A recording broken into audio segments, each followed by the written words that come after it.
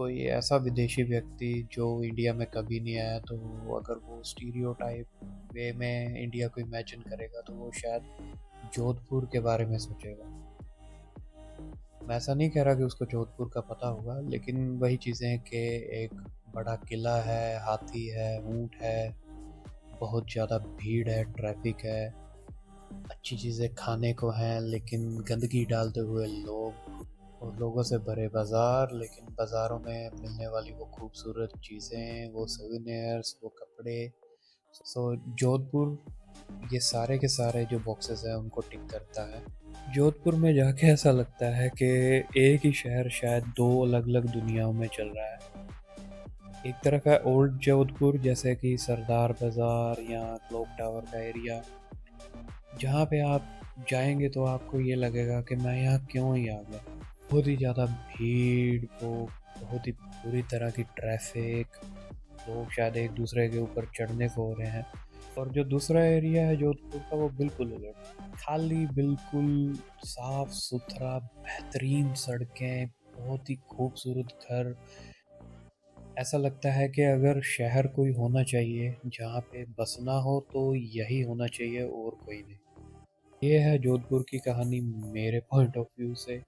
अब थोड़ी चीज़ें मैं एक्सप्लेन करना चाहूँगा कि जहाँ मैंने विज़िट किया और उसके बारे में मैं क्या बताना चाहता हूँ आपको। पहली जो जगह है जहाँ पे विज़िट किया वो था मेहरानगढ़ फोर्ट। अब मेहरानगढ़ का जो किला है वो बहुत ही बड़ा है और बहुत ही ऊंचाई पे है।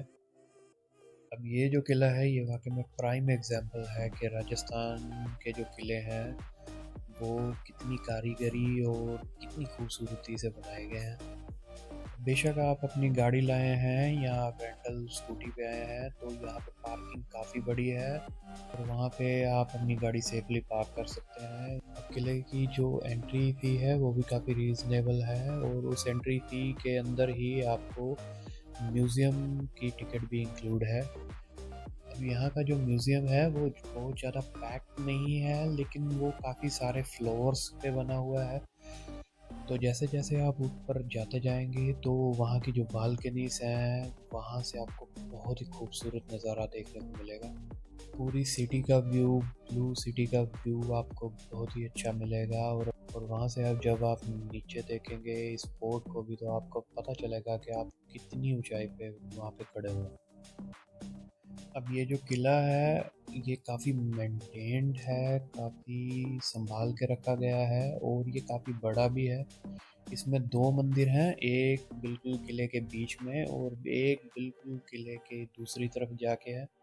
बैठने की काफ़ी अच्छी जगहें भी हैं यहाँ पे और यहाँ पे बहुत सारी ऐसी चीज़ें हैं जो देखने वाली हैं। अब दूसरे नंबर पे जो आता है वो है क्लॉक टावर। अब क्लॉक टावर बिल्कुल ओल्ड जोधपुर में जो सरदार बाज़ार है ये किले की बिल्कुल बैक साइड पे है। और अब ये एक बहुत ही भीड़ भाड़ वाला क्षेत्र है, तो यहाँ पे अगर आप गाड़ी से जा रहे हैं तो बड़ा संभाल के जाइए।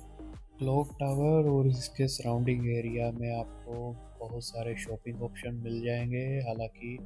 ये एक हालांकि ये बाज़ार उदयपुर के जैसे नहीं है, यहाँ पे भीड़ बहुत रहती है और आपको चीज़ें ढूंढनी पड़ेंगी।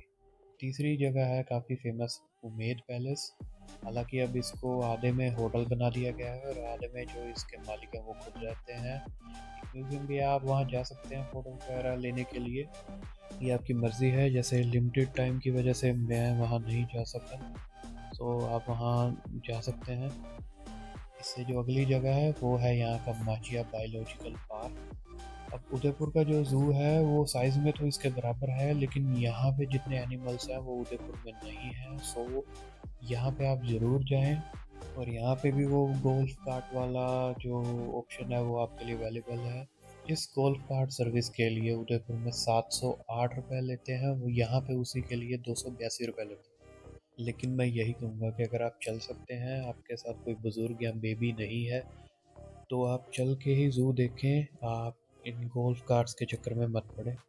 खाने पीने की बात करें तो आप अगर गूगल पे ढूंढेंगे तो आपको काफ़ी सारे ऑप्शंस मिल जाएंगे। खाने पीने की कोई कमी नहीं, बहुत सारी अच्छी जगहें हैं। एक दो अगर आपको मैं रिकमेंडेशन देना चाहूँ तो अगर आप डोसा खाने के शौकीन हैं और कुछ यूनिक डोसा खाना चाहते हैं तो यहाँ पे एक जगह है मल्हार डोसा। मल्हार डोसा के बिल्कुल साथ में सुविल नाम से एक जगह है जहाँ पे वैफल्स और आइसक्रीम की बहुत ही अच्छी वैरायटीज़ आपको मिलेंगी। अगर आप आइसक्रीम और वेफल्स के शौकीन हैं तो डेफिनेटली आप यहाँ ज़रूर जाएं। लकीली मेरे को यहाँ पे रावण दहन देखने का भी मौका मिला, वो काफ़ी यूनिक था। जैसे दिल्ली एनसीआर में हमारे यहाँ तो 3 पुतले जलाए जाते हैं, वहाँ पे 5 पुतले जलाए जाते हैं। रावण, मेघनाथ, कुंभकर्ण, अहिरावण और महिरावण। एक दो ही बड़ी ऐसी प्रॉब्लम है जोधपुर के साथ जिसकी वजह से शायद मैं जोधपुर कभी दोबारा नहीं जाना चाहूँगा। एक तो ये यहाँ की ट्रैफिक बहुत बुरी है, लोग बहुत ही बुरी तरह से गाड़ियाँ चलाते हैं और बाइक्स चलाते हैं। अब दूसरी चीज़ जो ना चाहते हुए भी कहनी पड़ रही है वो ये है कि यहाँ की गुटखे की गंदगी। आप गाड़ी से चल रहे हैं और अच्छे वाले इलाकों में जा रहे हैं तो आप खुश रहेंगे। अगर आप एक सड़क पे पैदल चल रहे हैं तो आपका मन और आपके जूते ये दोनों खराब हो जाएंगे। तो यही वो चीज़ें हैं जो मैंने ऑब्ज़र्व करी जोधपुर में और मैं आपको बताना चाहता था।